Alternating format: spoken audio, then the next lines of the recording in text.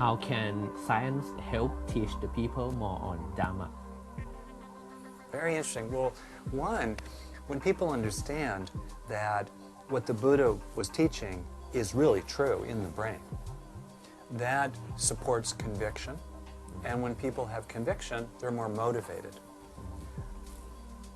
What was the second of the Eightfold Path? Right intention, motivation, purpose, direction. Well, it really helps to have some conviction that the teachings are true and that practice works. Practice bears fruit. Practice changes the brain. You know, when we have that deep inside ourselves, we are much more willing to practice. That's the big issue in practice. It's motivation. It's practicing every day, not just formal meditation, you know, but making it part of our life where it's difficult, which is with relationships in most cases. Well, how do we motivate ourselves to practice every day? That's where understanding can really come in. I think there are four great benefits, actually, I'll say it this way, of brain science for the Dharma, for Dharma practice.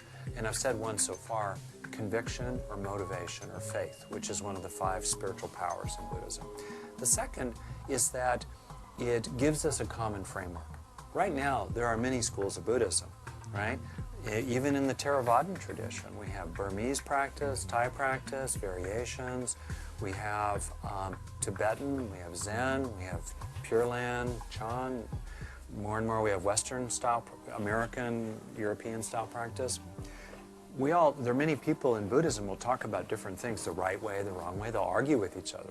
All these bhikkhus, they'll argue with each other the right way, you know. What is the right way? Well, at the end of the day, we only have one brain. There's only one brain. It's a human brain. We don't have a Burmese brain or a Thai brain or a Tibetan brain or a Japanese Zen brain or an American brain. There's just one human brain, you know. And by understanding more of how the one human brain works, we can find common ground across the different branches of Buddhism. The third benefit is that I think knowing more about the brain can point out what kinds of practice are most beneficial. This is not inventing a new method. Very often when you understand the brain, you find yourself realizing, oh, I should practice this way. And then you practice that way. And then you read a book and some teacher 1,000 years ago is saying, do that.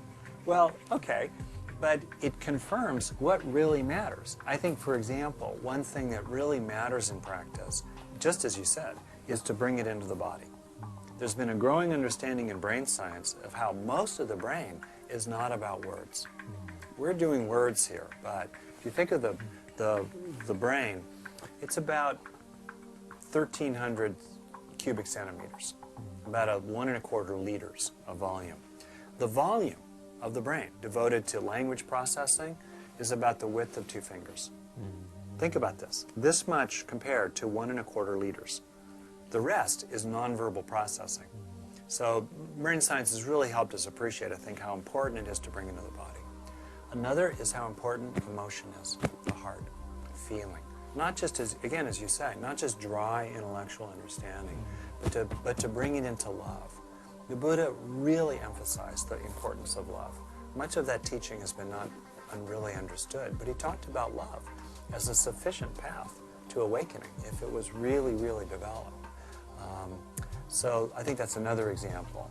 And then I think there are other ways that you realize that if you can do practices based on how the brain works, you can enhance traditional practice. So that's a third benefit. And then once in a while, I think that modern neuroscience is teaching new methods.